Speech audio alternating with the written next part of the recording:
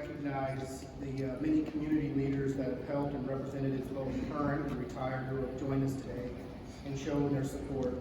Those include police chiefs, sheriffs, mayors, council members, judges, district attorneys, county supervisors, legislators, and other elected public officials, public safety agency representatives and administrators, executive directors, presidents, and CEOs. But most importantly, I would like to acknowledge and recognize Tim's family, his parents, his wife Jenny, his children, who are really nervous right now,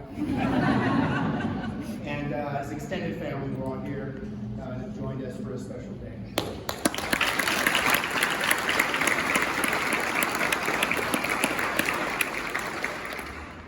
We are in the Sacramento Library. I'd like to acknowledge and thank George Sacramento for hosting and helping with this event. We will start now the posting of the colors by the Mutual Honor Guard, which is comprised of members of local law enforcement and public safety agencies. Please stand for posting of the colors.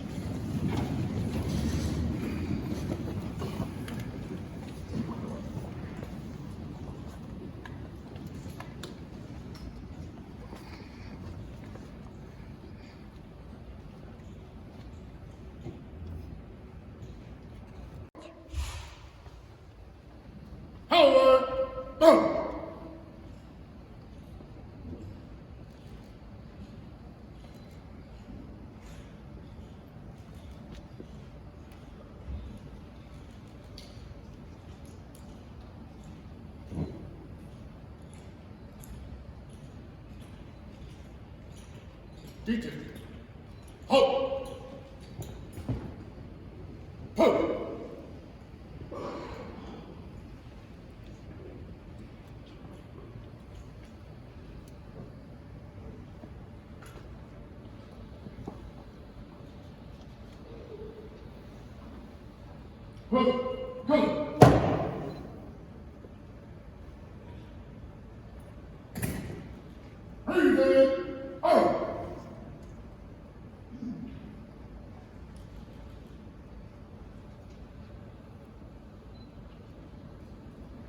Now I ask that Anne Fong lead us in the Pledge of Allegiance.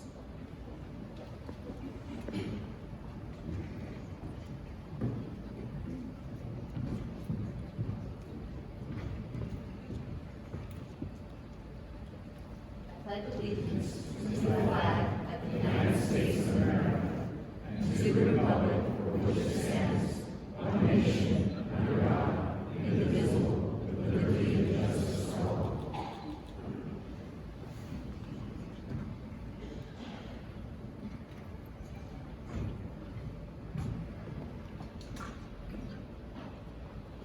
And now the national anthem will be performed by Sacramento Sheriff's County Office Honor Guard, Sergeant Nguyen.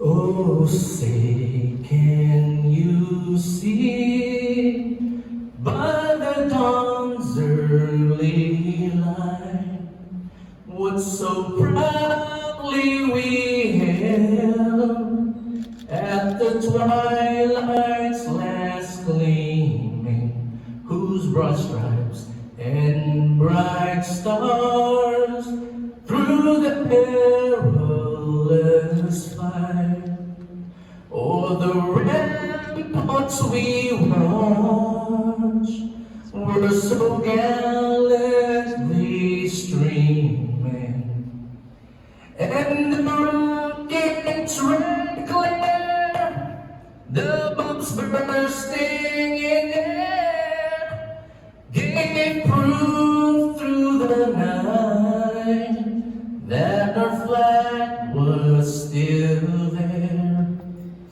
Oh, say does that star-spangled banner yet wave o'er the land of the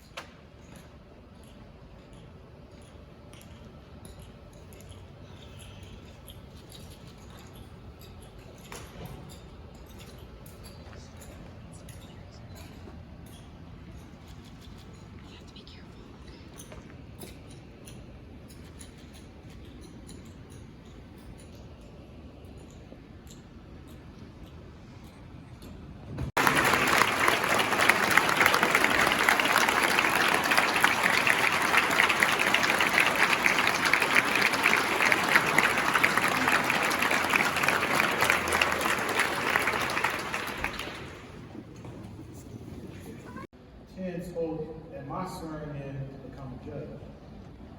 And he told some stories about me that I didn't really like. And I've been patiently waiting for my opportunity to return the favor. But in all seriousness, as William stated, we all work together on the felony teams.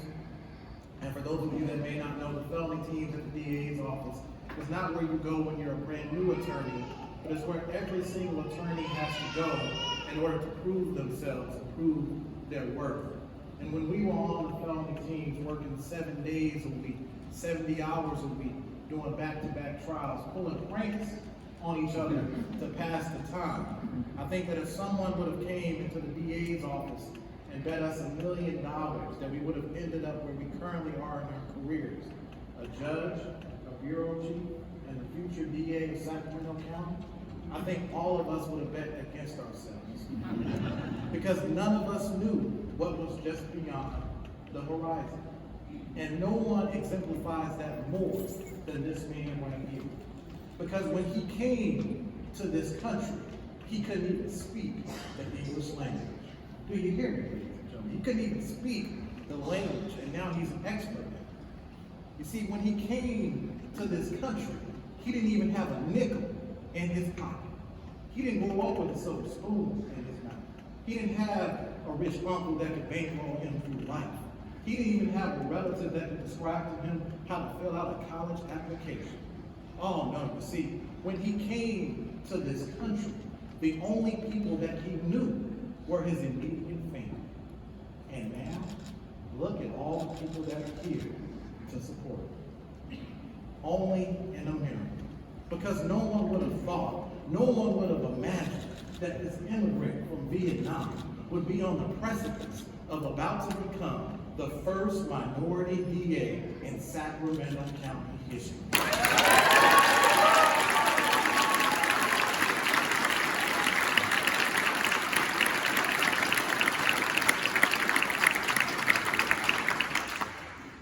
And if what he has accomplished does not only deserve him a round of applause, but does not cause all of you to get up on your feet right now and show your appreciation for what he has done, I don't know what does.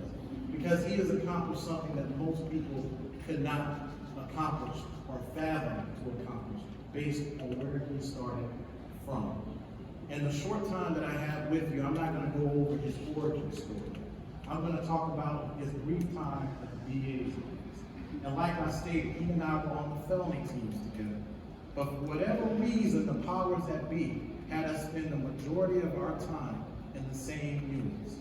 We were on the prelim unit together, the felony teams together, the SCR team together, the soccer unit together, the rape unit together, the game unit together, and we got our homicides around the exact same time. When you spend that much time with the same person, year in and year out, it didn't take long for Thiên and I to both realize that both of us are type A personality, and we're pretty competitive people.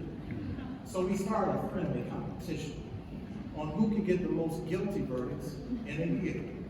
The loser would have to take the winner out to the lunch of the winner's choosing. Sometimes I would win, sometimes he would win. But when we got sent to the soccer unit, he blew that competition that we had out the water. And for those of you that may not know, the soccer unit at the DA's office is the sexual abuse, child abuse unit. In my humble opinion, it's one of the most difficult units in the office because you're dealing with society's most vulnerable victims, children. And you're dealing with children that have been neglected, that have been abused, that have been molested. You're dealing with families that are going through some of the most traumatic things that a family can go through. And if you would care about your cases like Thiên and I care about our cases, when you're in that unit, you're going to have many sleepless nights, wondering how you're going to do your opening statement, wondering how you're going to present that DNA evidence to the jury without going there. And one year while we were in the middle of this friendly competition, I did 14 trials and got 14 guilty. I was feeling pretty good with myself. I thought, there's no way he's going to catch me this year. And I was thinking, what overpriced steakhouse am I going to have?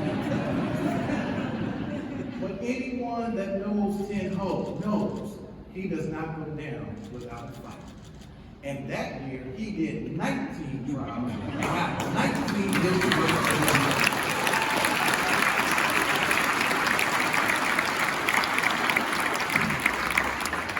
He did the most trials in soccer unit history that year. And that was the first time I started looking at him a little different. Because when I was a newer attorney, I would always go watch more senior attorneys in trial. And any of you newer attorneys here, I would advise you to do the same thing. Because any trial attorney will tell you that imitation is the greatest form of flattery. But I never went and saw people that were on my level, that were equal to me. Because I said, who am I going to learn from that? But when he did those 19 trials, I said, let me go check him out. Normally, I would bring a notebook with me to write notes so I can take down everything they were saying. But for this guy, I'm not bringing a notebook. I ain't bringing a notebook for him. But ladies and gentlemen, as soon as I walked into that courtroom, I regretted not bringing my number. Because as soon as he got up to do his closing argument, he used words in such a way that I never heard words used before.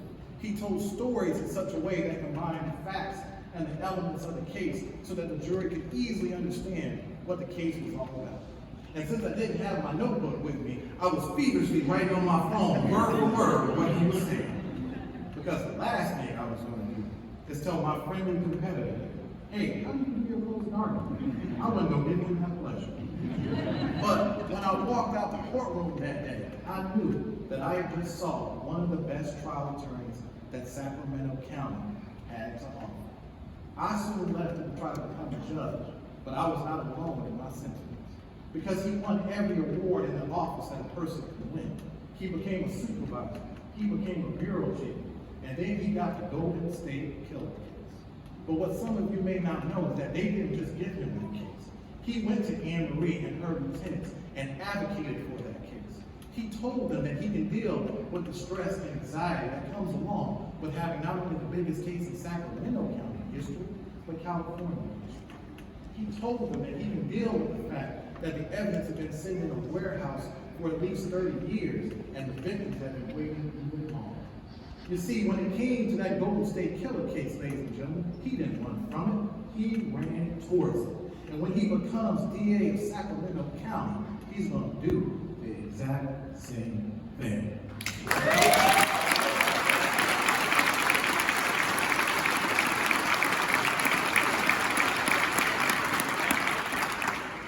As you know, I'm from Sacramento like Billy's from Sacramento. If you know Sacramento like I know Sacramento, then you know it's a melting pot of different cultures, of different beliefs, of different political affiliations, of different races. Anyone from Sacramento County knows that. If you're DA of this beautiful, diverse county, then you know that everybody has to have a seat at a table. You have to be transparent. But most importantly, you have to be willing to adapt. Because while you should take great pride in receiving guilty verdicts, you should take just as much pride in dismissing the case if the evidence does not support a conviction.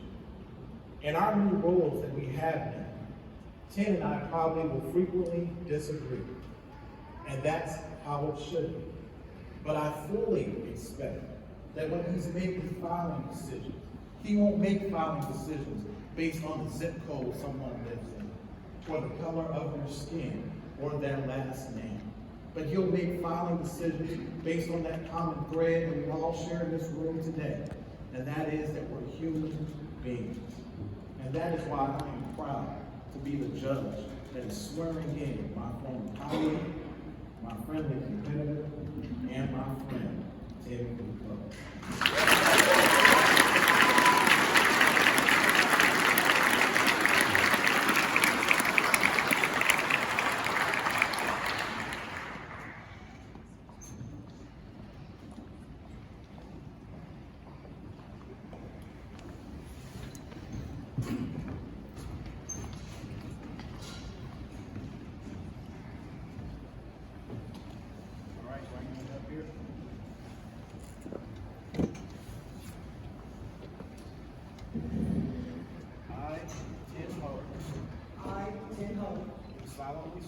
Do solemnly swear That I will support and defend that I will support and defend the Constitution of the United States the Constitution of the United States and the Constitution of the State of California and the Constitution against all enemies, foreign and domestic, against all enemies, foreign and domestic, that I will bear true faith and allegiance that I will bear true faith and allegiance to the Constitution of the United States to the Constitution of the United States and the Constitution of the State of California, and the Constitution of the State of California, that I take this obligation freely that I take this obligation freely without any mental reservation without any mental reservation or purpose of evasion, or purpose of evasion, that I will well that I will well and faithfully discharge the duties and faithfully discharge the duties upon which I'm about to enter. upon which I am about to enter.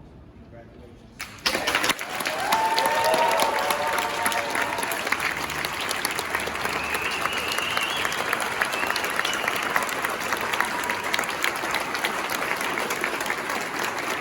Ladies and gentlemen, everything this evening will be able to take your heart.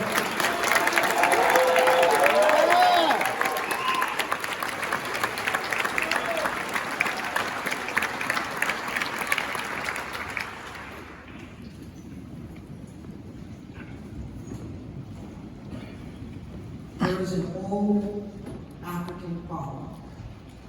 If you want to go fast, go alone. If you want to go far, then go together. As I look at my parents, I think, how far have we come? My father was born into a small village in Vietnam, and my mom was raised on a farm in the countryside. When the communists took over, my parents, my little brother and I escaped on a fishing boat across the South China Sea. After being rescued, we spent months in a refugee camp in Malaysia. As we walked off that plane in San Francisco and I stepped foot onto this beautiful land, I didn't understand a single word of English. I learned how to speak English from watching Bugs Bunny cartoons. 22 years later, I graduated from the George School of Law. How far have we come? As I look at my wife, I think, how far have we come? First time I ever saw her, I literally stopped in my tracks. My kids are looking, saying ick right now. But I remember the first time I saw her, I stopped in my tracks. And the most important decision that you'll ever make in life is who you marry. I made the best decision of my life that day.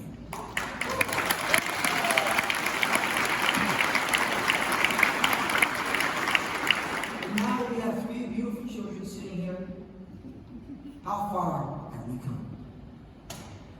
In 2004, I started as a prosecutor here in Sacramento County, and eventually I was put on the preliminary hearing team where I first met William, or Billy Satcher as I know him. Now, Billy and I are 2 very different people. In high school, he played football, and I played tennis. He lifted weights, and I didn't lift any. He liked to drink beer, and I liked to drink wine. But we instantly became friends. It was because we had a shared work commitment and work ethic. And at times we felt like outsiders because we knew what having nothing felt like. Billy grew up in Rancho Cordova in a small apartment, and he worked at a grocery store to pay his way through community college, and then Sac State, and then law school, and now he's an assistant chief at the DA's office. How far have we come? Now I want to take a moment right now to talk about the profession of prosecution, and how far we have come and how far we have yet to go. It is a noble profession, one imbued with the solemn responsibility as the gatekeeper to our system of justice, a voice for the voiceless, the protector of the public, and the conscience of the community charged with the calling of justice. Who stands up for the child who was molested? A prosecutor. Who speaks on behalf of the undocumented mother who was beaten by a boyfriend? A prosecutor. Who will defend an elderly Asian man who was shoved down and beaten down? A prosecutor. And who will hold the hand of a grieving mother when her son was killed in a drive-by shooting and shepherd her through the valley of the shadow of death? A prosecutor. I remember the first time I met my good friend Nicole Cloud. Her eyes still welled up with tears, and her hand trembling with heartache because her son JJ was killed in a drive-by shooting on his way to play football at Wayne High School. I was assigned to prosecute a 15-year-old defendant who was responsible for murdering JJ. In the years since then, Nicole has turned tragedy into triumph, pain into power in her role at the city of Sacramento to prevent youth violence. She's one of the strongest people I know. And I also remember the day I met Chris and Phyllis, two victims and survivors of the East Area Rapist and Golden State Killer. When I was assigned that case and I came to court, I remember each and every time Chris and Phyllis would be right there in the front row staring down the monster who raped upwards of 50 women, committed over 120 burglaries and 13 known murders up and down the state of California in 11 different jurisdictions. The road to justice was long, and the distance traveled was far. After 40 years, we were able to do the improbable and the impossible by attaining a measure of justice and closure for those victims and many others. We've come a long way, but we have further to go. For many years, as Judge Davis or my good friend Carlton said, I was focused on doing trial after trial after trial after trial.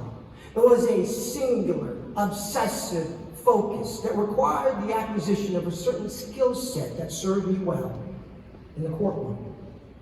And during that time period, I met a young prosecutor by the name of Carlton Davis. His office was just a few doors from mine, and many of the late afternoons he would saunter into my office, plop down on a chair across from me. And if you know anything about Carlton, before he became a judge, his tie would be loosened to the right, his dress shirt would be half untied. And we would sit there, and we talked about politics, and we talked about life, and we talked about sports and trial strategy. Carlton grew up in Sacramento. This is his community. And he would often remind me that there's more to being a prosecutor than just being in the courtroom. Don't forget the community, he would tell me. You need to be out there too, he would remind me. And he planted that seed in my mind and set an example for me to follow. We've come a long way, but we have further to go. I know that there are some communities that view the district attorney's office and law enforcement with distrust and distaste. And it is incumbent upon us to build that bridge and reach out to them. And not only build that bridge, but be that bridge. I will establish an advisory council made up of people from diverse communities with diverse viewpoints, so that they can have direct access and communication, so that we can build that relationship of trust with the community. And additionally, in the coming months, I will be an honorary co-chair of a new nonprofit called Justice Beyond the Courtroom. And in the coming months, I'll share with you more about what Justice Beyond the Courtroom will be doing in the community, for the community, with the community. We've come a long way, but there is further distance for us to travel.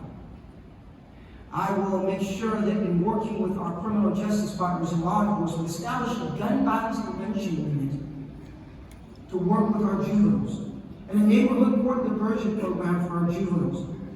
But make no mistake about this. We will tackle gun violence, domestic violence, and sexual violence, and hold those who commit those crimes accountable, and make sure that the voices of victims are always heard and never silenced.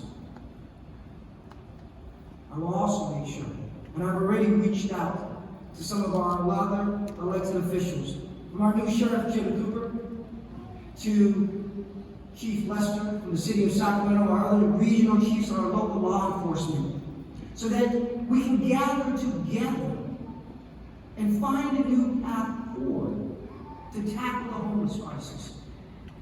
And tackle it in a way that is both compassionate but accountable when it comes to mental health and drug addiction. And I know that our county executive Edwards and our city manager Howard Chan have set the example for us to move forward in that new path. And as we move forward in this new path, and in the spirit of doing so, today I want to share with you something that has not been made public previously. I want to share with you the new symbol of the DA's office, our new logo. And here we have Lady Justice. And on one hand, she has a sword. which represents and symbolizes accountability. But in the other hand, she has the scales of justice. The scales representing essentially fairness, equality, and balance. And next to her is the dome of our state capitol, because we are the state capitol and we should be leading the state of California in justice. And underneath that in Latin, we have the words semper justia, which means always just, because as prosecutors, we should always strive to be just and to obtain justice. And behind that, we have the rising sun. A rising sun for a new day. This day that would not have happened without you, without each and every one of you. And I cannot thank each and every one of you enough. From the elected leaders that are in this office to help me, from my colleagues in the office, from law enforcement, from my friends in the trades, the building trades, to those in the business community, but I also want to recognize the API community, the Asian community that is here today, because I am cognizant of how far we have come today. You see, there used to be a wall at the DA's office that had all the photographs of every single elected DA in Sacramento County's history. And I would stand there and I would look at every single one of those photographs, 35 of them to be exact. These were great lawyers, great prosecutors, and some who became great judges. But 35 photographs, and as I looked at those photographs, none of them looked like me. And none of them looked like Judge Davis, or Assistant Chief Satchel, or Sonia Martinez, or Chuck Gonzalez, or Rochelle Howell, or Judge Solomon Ratu. Out of 2,400 elected DAs in the country, I will be the 5th currently that is of API descent. So I am cognizant of the history that we are making today. But when I look out into this audience and into this room, you know what I see? I see an audience filled with people who are immigrants and refugees, who are farmers and laborers, who are business owners and union leaders, who are police officers and activists, who are Republicans and Democrats, who are conservatives and progressives. I see people who have committed crimes and people who have been victims of crimes. Do you know what I see most of all in this room? I see a community coming together so that we can go further. Thank you so much.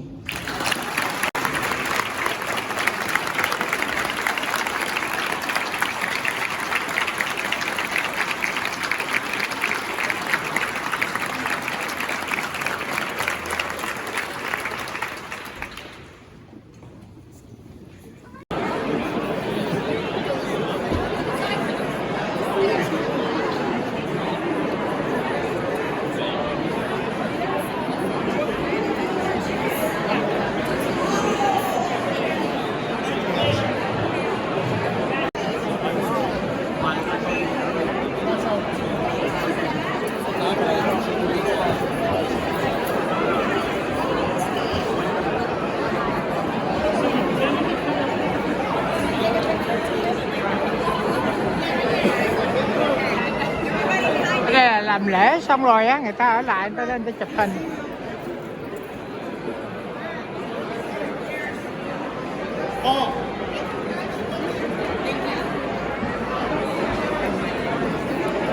Charlie.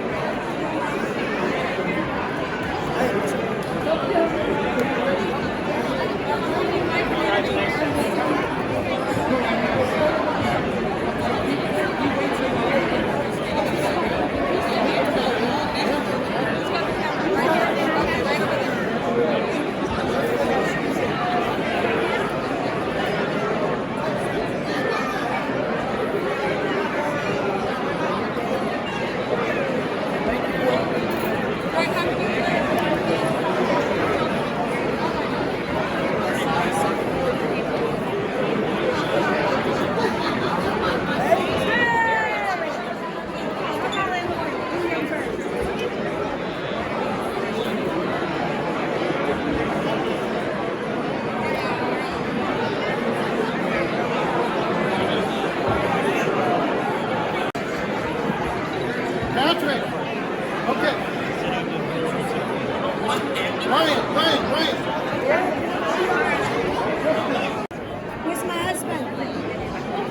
là mấy người ở hội Phan Rang Ninh Thuận đây.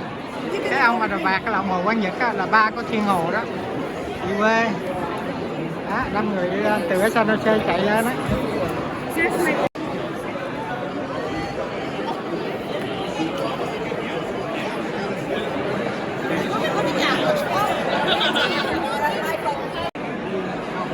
Yeah, cheese.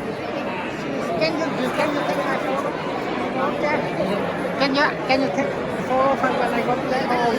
Yes.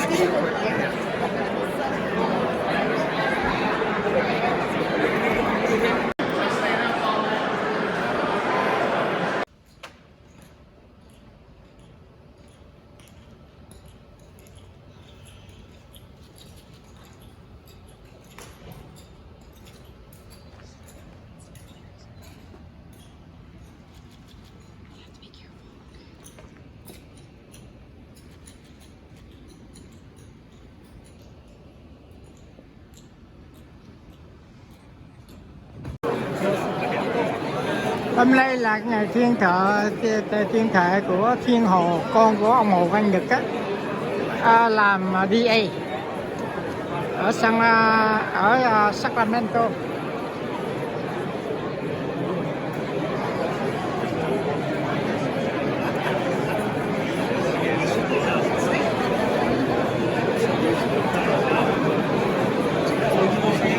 Đây là chị quê nè, đang ngồi ăn buổi sáng nè. Ở trên kia là mấy cái phóng viên lấy tin tức trên lầu.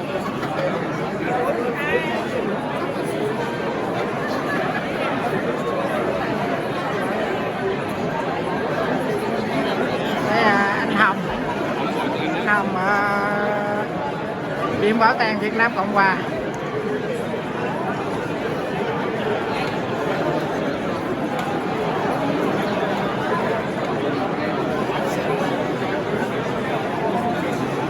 Ngày chưa có tới giờ làm lễ.